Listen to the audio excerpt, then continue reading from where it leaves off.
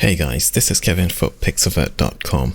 In this video, we're going to be taking a look at using Gimp with 4K monitors and just explaining some of the problems that I've had with 4K and Gimp. So this is probably going to be a really useful video for you if you're thinking right now of buying a 4K monitor or any type of monitor for use with Gimp. So what we are looking at is Gimp 2.10 on a 4K screen. I'm using one of the Clear Looks themes that I downloaded a few weeks ago, and I've updated the theme so that it has different fonts and different settings. Right now you're seeing the icons here using some of the theme settings, and also the icons here have got new theme settings. But if you use the default settings, you'll find that these icons are pretty kind of cluttered together inside of Gimp at 4K, and these ones here as well are sort of cluttered together, and the menu items are kind of like squashed together in the top left hand corner. So it's not a particularly good look when you first open up a 4K monitor with Gimp, when you first open up Gimp on a 4K monitor, but it does kind of work. There are some things that are still problematic. For instance, if I go to curves, you'll notice that some of the buttons in the curves dialog are really tiny.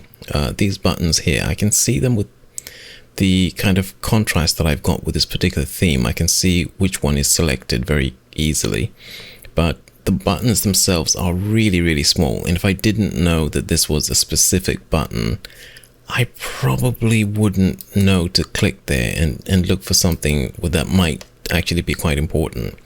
I'm going to cancel out, and we'll see other places here. For instance, this button here, there's a navigator down here, and this navigator, I don't use it much, but I know it's there. But if I hadn't used Gimp before, I would have real difficulty finding out these little things inside of the user interface. Another area which is really problematic is the selection tools. Now the selection tools have these little icons which completely change how the selection tool works, and inside 4K you can tell that they're tiny. They're so small it's almost impossible to see what they're doing.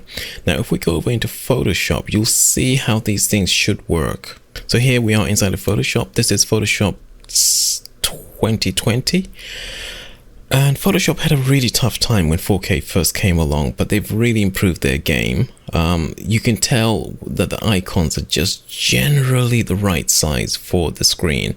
In fact, it looks very much like we've got a huge canvas, but the icons are more or less the size you'd expect them to be if we were working, say, with a 1080 screen.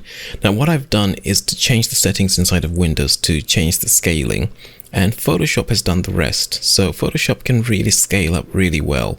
One area I was talking about was the icons for we've got the rectangle marquee tool, which is like the rectangle select tool in Gimp, and you can tell that the icons that change the mode are actually pretty decent. You can see them quite easily. More important still, we've got the foreground and background here, which are pretty easy to read.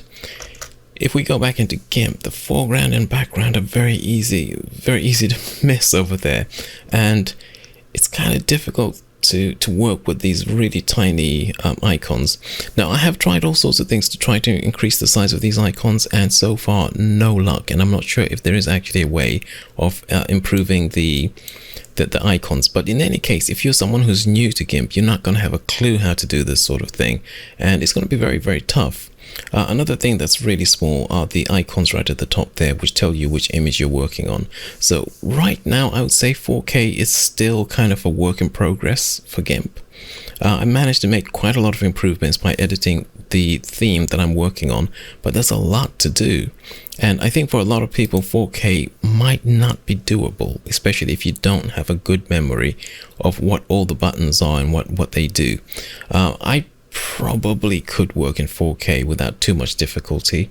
However, there is a setting inside of Windows that would allow Gimp basically to work as a 1080p program, and you know that is a lot easier to use.